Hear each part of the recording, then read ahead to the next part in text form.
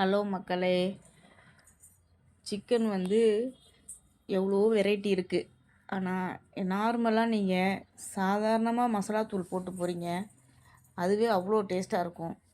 எவ்வளோ மசாலாங்கள் இருக்குது, எல்லா மசாலாவையும் போட்டு பொரிக்கிறது மாதிரி தான் நிறைய பார்த்துருப்போம்.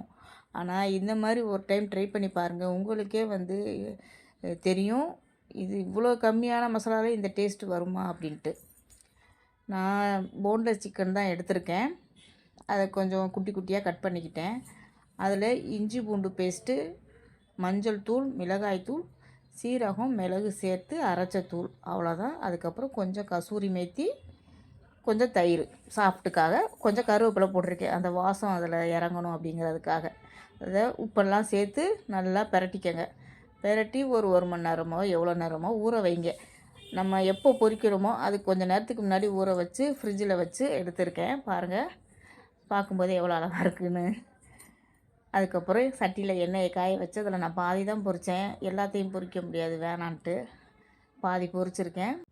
இதே மெத்தடை அப்படியே வெங்காயம் தக்காளி போட்டு இந்த மாதிரி பரட்டி வச்ச மசாலாவை போட்டும் கிரேவி மாதிரி கூட செஞ்சுக்கலாம். எனக்கு கிரேவி தேவையில்லைங்கிறதுனால சும்மா கொஞ்சம் சுருளை கிண்டியிருக்கேன். இப்படி செய்தாலே போதும், சூப்பர் டேஸ்ட்டில் இருக்கும்.